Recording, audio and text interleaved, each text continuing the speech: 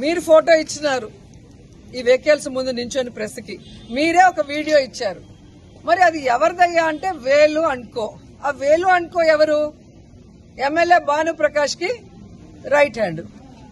మరి ఈ రోజు ఆయన లీజుకి ఇచ్చేశాడు, ఆయనకి సంబంధం లేదని పోలీసులు ఎందుకు మాట్లాడుతున్నారు? మీకెందుకు అంత బాధేస్తుంది? ఎందుకు వేలు అనుకోని తప్పిస్తున్నారు? ఎందుకు మీరు ఎంక్వైరీ చేయలేదని అడుగుతున్నాం. ఆ విషయాన్ని సోషల్ మీడియా ద్వారా మేము ప్రెస్సుల్లో గ్రూపుల్లో పెడితే ఈ రోజు కొత్త లైన్ తీసుకున్నారు. ఈ కేసులోకి మా కౌన్సిలర్లు 2 పేర్లు పెట్టి వీళ్లు కూడా ఈ ఇసుక మాఫియాలో ఉన్నారు అని చెప్పడం ఎంత సిగ్గుచేటో ఒకసారి మీరు ఆలోచించండి. పైన చంద్రబాబు నాయుడు నుంచి కింద అఫీషియల్ వరకు వైఎస్ఆర్సీపీ అని తెలిసినా తెలియకపోయినా ఇండైరెక్ట్ గా తెలిసినా వాళ్ళకి ఏ పని చేయొద్దు అని చెప్పారు.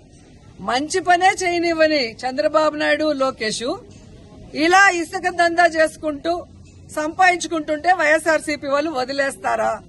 నిన్న రాత్రి వరకు లేని పేర్లు ఇప్పుడు ఎలా వచ్చాయి? బీడీ భాస్కర్ గారు అనే ఒక కౌన్సిలర్, బిలాల్ అనే ఒక కౌన్సిలర్. ఈ రోజు భానుప్రకాష్ అలాగే గంగాధర్ నెల్లూరు ఎమ్మెల్యే వీళ్ళిద్దరూ కూడా ఈ మాఫియా చేస్తున్నారు అఫీషియల్ సహకారంతో. వీళ్ళ అండతోనే ఇది చెన్నైకి వెళ్తుంది, తమిళనాడుకు వెళ్తుందని క్లియర్ గా అన్ని పేపర్లలో ఛానల్లో వస్తే వాళ్ళందరినీ వదిలేసి దాన్ని పోస్ట్ చేసిన పిల్లల్ని కొట్టడం, వాళ్ళ మీద తప్పుడు కేసులు పెడతామని బెదిరించడం, ఏకంగా కౌన్సిలర్లనైతే కేసులో ఇరికిచ్చి ఇప్పుడు రిమాండ్ రిపోర్ట్ లేకుండా అక్కడి నుంచి దొంగల్లాగా తీసుకొచ్చి ఇక్కడ లోపలికి వెళ్ళిపోతారు. ఏదయ్యా రిమాండ్ రిపోర్ట్ అంటే ఆన్ ద వే అంట. మరి ఏ విధంగా ఇది జరుగుతుంది? పైనుంచి ప్రెషర్ చేశారు అంటారు. ఇది ఒక డైలాగ్ అఫీషియల్స్ అందరికీ కూడా. నేను అఫీషియల్స్ కి చెప్తున్నాను అండ్ భానుప్రకాష్ కూడా చెప్తున్నాను, నీకు నోరు రోజు రోజుకి పెరిగిపోతుంది. నిన్నలా మొన్న మీరు మాట్లాడిన దాని మీద ఇప్పుడు నేను కేసు ఇవ్వబోతున్నాను. అలాగే డెఫర్మేషన్ సూట్ కూడా వేయబోతున్నాను. ఇన్ని రోజులు నువ్వు కౌన్సిలర్ కి ఎక్కువ, ఎమ్మెల్యేకి తక్కువ అని వదిలేశాను.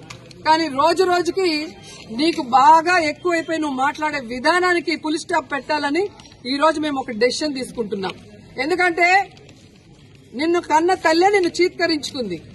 నీ తోడబుట్టిన వాళ్ళ, నీ తమ్ముడు గాని నీ సిస్టర్ గాని నిన్ను చీత్కరించారంటే నువ్వు ఎంత పెద్ద నీచ్ కమీనో అందరికీ తెలుసు. నువ్వు నా గురించి మాట్లాడేంత అర్హత నీకుందా అని అడుగుతున్నా. ఈ రోజు నువ్వు ఎమ్మెల్యే అయిన తర్వాత గంజాకి అడ్డాగా మారిపోయింది పుత్తూరు నగరి. నువ్వు ఎమ్మెల్యే అయిన తర్వాత ఈ రోజు డ్రగ్స్ కి అడ్డాగా మారిపోయింది. నువ్వు ఎమ్మెల్యే అయిన తర్వాత ఈ రోజు అక్రమ మైనింగ్ జరుగుతుంది, అక్రమ ఇసుక. ఇవన్నీ చేస్తూ నువ్వు మా మీద నిందలేస్తున్నావు.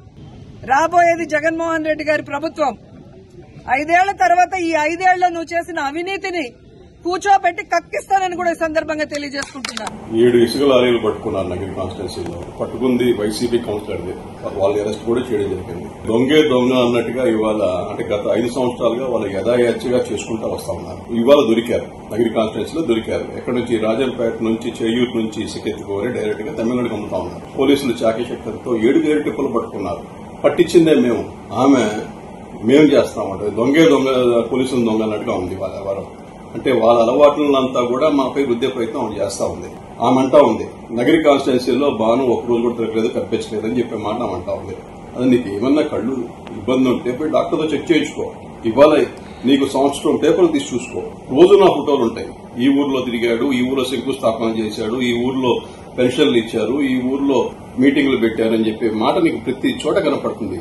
శంకుస్థాపనలే కాదు, ఓపెనింగ్లు చేసిన రోడ్లు ఇవాళ దరిదాపుల్లో 100 పైన ఇవాళ రోడ్లు కంప్లీట్ చేస్తున్నాం. నువ్వు ఊర్ల మీద వస్తే కదా కనిపించేదాన్ని రోడ్లు. వేసిన రోడ్లు గాని, పెట్టిన లైట్లు గాని, తవ్విన కాలువలు గాని, ఇచ్చిన నీళ్లు గాని, కుళాయిలు గాని ఇవన్నీ కనిపిస్తాయి కదా. నీకేం విషయాలు తెలియట్లేదు అనుకుంటా. నువ్వు లోపాన్ని మా మీద వృత్తి నువ్వు అసలుకి నువ్వు అన్నావు ఇసుక లారీకి నీకు సంబంధం లేదని. నీకు దమ్ముంటే నీకు సవాల్ ఎదురుతున్నా, కాణిపాకం వెళ్దాం రా. ఇసుక లారీలకి నీకు సంబంధం లేదు మీ పార్టీ వాళ్ళకి ప్రమాణం చేయి. నీకు గాని, మీ అన్నలకు గాని, నీ మూడు గాని సంబంధం లేదనే ప్రమాణం చేయి. నేను చేస్తా, నువ్వు చెప్పు టైం, నేను చెప్పండి చెప్తా, పోయి చేద్దాం. కాణిపాకంలో పోయి ఆ ఇసుక కానీ, అక్కడ జరిగే స్మగ్లింగ్ బియ్యం సగ్గులు స్మగ్లింగ్ యాక్టివిటీస్ కానీ ఏదన్నా కూడా నాకు సంబంధం లేదని ప్రమాణం చేస్తా. నువ్వు వచ్చి చెయ్యి, నువ్వు చెప్పు టైం, నేను వస్తా ఆడే టైంకి. నీలో ఉన్న నిశ్శబ్దత కానీ అప్పుడు చూద్దాం. ఊరికే మాట్లాడడం కాదు, ఏదంటే అదే మాట్లాడటం కాదు. అంటే ఒక అబద్దాన్ని గట్టిగా చెప్పి ఏదో తెలిసిన ఛానళ్ళు ఉన్నాయి ఆ ఛానల్ వాళ్ళకి చెప్పేసి అబద్దం వేయించేద్దాం అని అబద్దాలు కూడా నిజం చేద్దాం అని చెప్పి ఎవరో ఉన్నావు గాని ఏ రోజు కూడా నువ్వు ప్రజా సంక్షేమాల కోసం పోరాడిన పాపాన్ని పోలా. నాకు తెలిసి నువ్వు 12,000 రూపాయల అద్దె పంపు నుంచి ఇవాళ ఊరికి ఒక ఇల్లు కట్టుకున్నావు. చెన్నైలో గాని, హైదరాబాద్ లో గాని, నగిరిలో గాని, ఇంకెన్ని ఊర్లో ఉన్నాయో నీకే తెలియదు. అది నీ ఇవాళ పరిస్థితి. జనాలకు కూడా తెలుసు. ఇసిగిపోయారు నీతో. ఏంటి అసలుకి ఏమైనా ఇంగితం ఉండి మాట్లాడుతున్నారా, లేకపోతే ఏదో చూపించుకోండి. ఎక్కడ హాస్పిటల్ పోయి, మంచి హాస్పిటల్ పోయి అందరూ కూడా నువ్వు ఈ బాస్ అందరూ పోయి హాస్పిటల్ చూపించుకోండి. ఆయన అంటాడు నాకు మీడియానే లేదంటాడు. సాక్షి ఏంటి, సాక్షి ఛానల్ ఏంటి, సాక్షి పేపర్ ఏంటి. అయినా కూడా అంటే వీళ్ళు కళ్ళు మూసుకొని పాలు తాగితే లోకం చూడదన్నట్టుగా వీళ్ళు వ్యవహారం నడుస్తా ఉంది. ఖచ్చితంగా మేము ఇవాళ కూడా పోలీసులకు కూడా డైరెక్షన్ ఇస్తా ఉన్నాం. దీంట్లో ఎవరిని స్పేర్ చేయడానికి వీలు లేదు. ఇదే పరిస్థితి రానున్న రోజుల్లో కూడా ఇంతే టైట్ గా పెట్టాలి. పోయే ప్రతి లారీ ఇసుక స్మగ్లింగ్ లారీని పట్టుకోవాలి. అవసరమైతే పీడీ యాక్ట్ కూడా పెట్టాల్సిందే. దీంట్లో పార్టీలకు సంబంధం లేదు. ఎనీబడి అంటే ఎవరు స్మగ్లింగ్ చేసినా వాళ్ళ మీద పీడీ యాక్ట్ పెట్టాల్సిందే. నువ్వేదో డ్రామాలు చేస్తే అది సరిపోదు. తప్పు చేసినోడు జైలుకి వెళ్లాల్సిందే. నువ్వైనా నేనైనా ఎవరైనా తప్పు చేస్తే జైలుకి వెళ్లాల్సిందే.